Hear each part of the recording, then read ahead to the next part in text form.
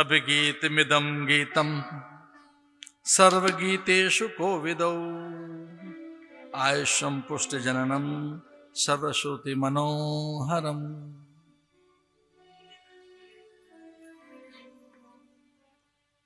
सीता चल पड़ी है, लेकिन कब चली? सीता ने तर्जनी उठाई।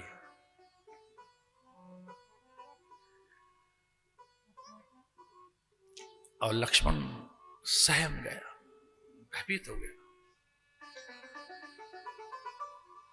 क्योंकि पूरे रामायण काल में सीता ने अपनी तर्जनी कभी नहीं उठाई।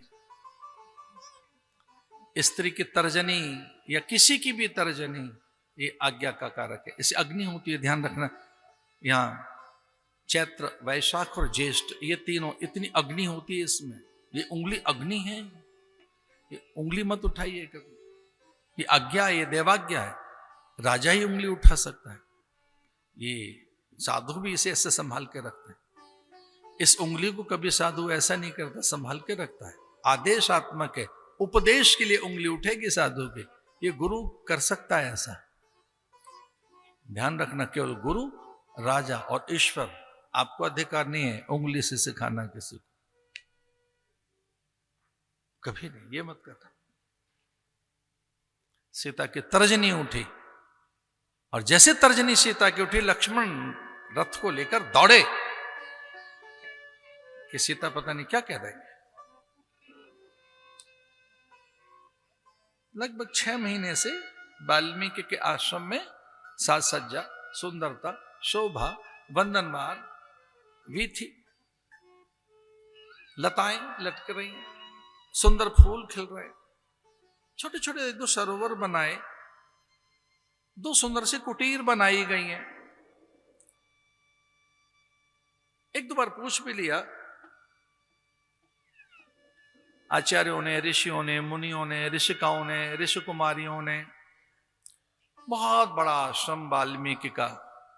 अनेक ऋषि मुनि, अनेक संत, अनेक सदगृहस्थ वानप्रस्थ, अनेक व्रतधारी, अनेक कन्याएं सुकन्याएं वहां, ऋषिकाएं, ऋषि कुमार।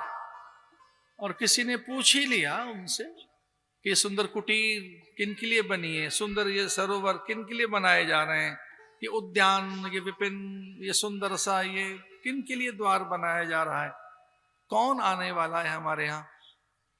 तब सहसा वाल्मीकि ने कहा, वनदेवी आ रहे हैं। ध्यान रखना, उनका आदर करना है। वनदेवी आएंगे, साक्षात वनदेवी यहाँ रहेंगी। कुछ काल तक वो वास करने आ रहे हैं। वो सगर्भा हैं, वो 2 कुमार जनेंगी, बस कुछ दिनों में आएंगी।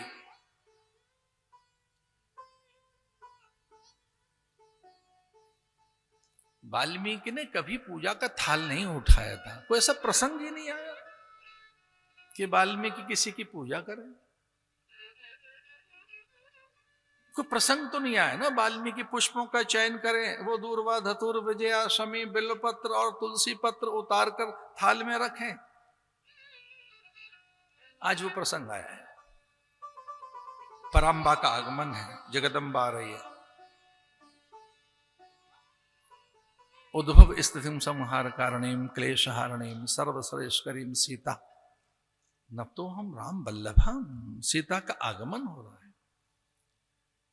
वंदनवार तैयार है, मंगल कलश है, मंगल गीत गाने के लिए, स्वस्ति वाचन करने के लिए पूरे आश्रम के सारे साधक उत्सुक हैं कि बस कुछ काल में वनदेवी आएंगी। क्योंकि वो फूल की डलिया लेकर निकल पड़े, प्रोक्षण करते हुए पल्लव और पात ऐसे गिराते हुए लाएंगे वनदेवी को। और वो चल पड़े थे वहां जहां सीता खड़ी थी।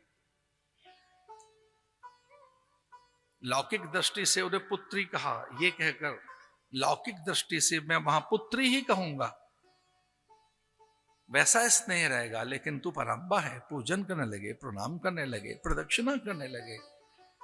जगदम्बा लीला में आशीष दिया, चली आई सीता। और लीजिए 2 कुमार का जन्म हो गया, लव और कुश।